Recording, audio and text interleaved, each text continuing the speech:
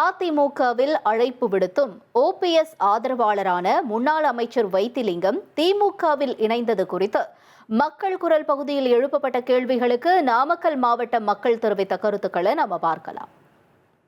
அம்மா இருக்கும் பொழுதே நல்ல ஒரு பவர்ஃபுல்லா இருந்தவர். இப்ப அவருக்கு உண்டான மரியாதைகள் இல்லைன்னுன்ற காரணத்தினால கூட சேர்ந்திருக்கலாம். அவரோட முடிவு சரிதான். அது ஒரு தவறான ஒரு முன்னுதாரணமாக தான் நம்ம பார்க்குறோம். எப்படின்னு பார்த்தீங்கன்னா ஒரு ஏடிஎம்கே அமைச்சராக இருந்து அம்மா பொறுப்பு கொடுத்து இது பண்ணாங்க.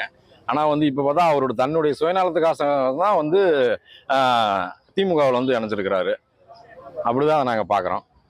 சரியில்லைன்னு தான் சொல்லுவேன். ஏன்னா திமுகவில் இணைஞ்சது அவருக்கு ஒரு பெரிய லாபத்தை கொடுக்கலாம், அதனால போயிருக்கலாம் அவர். அதான் என்னோட கருத்து. இணைந்தது சரியில்லை. கட்சிக்குள்ளே பலகீனம் இருக்குது. பிஜேபி எதுக்கக்கூடிய சில ஆட்கள் இன்னும் வெளியே வரப்போகிறாங்க. அதனுடைய இதுதான் இவங்க முதல்ல வந்துக்கிட்டு இருக்காங்க. இந்த எம்எல்ஏ கூட 2-3 பேர் வெளியே வந்துட்டாங்க, இன்னும் வரப்போகிறாங்க. ஏன்னா பிஜேபி நீங்கள் கணக்கில் எடுத்திங்கன்னா அந்த கட்சிக்குள்ளே நிறைய பேர் எதுக்குறாங்க. ஏன்னா இவனை சாப்பிட போகிறான்.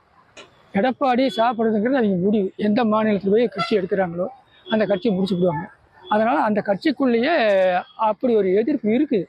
இன்னும் நிறைய வெளியே வரப்போகிறாங்க. இன்னும் நெருங்க வெளியே வரப்போகிறாங்க. அதெல்லாம் மாற்றமே இருக்குது.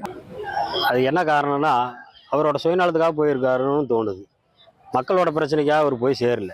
அப்படி போய் சேர்ந்துருந்தா இன்னும் இத்தனை 4.5 வருஷமா என்ன பண்ணிக்கிட்டு இருந்தாருங்க?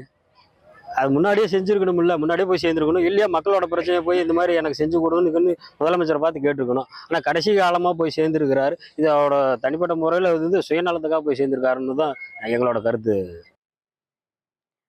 மக்கள் குரல் பகுதியில் நாமக்கல் மாவட்ட மக்கள் தெரிவித்த கருத்துக்களை நாம பார்த்தோம்.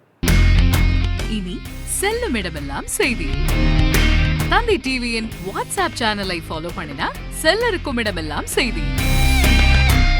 இதோ QR கோட் இப்பவே ஸ்கேன் பண்ணுங்க, ஃபாலோ பண்ணுங்க.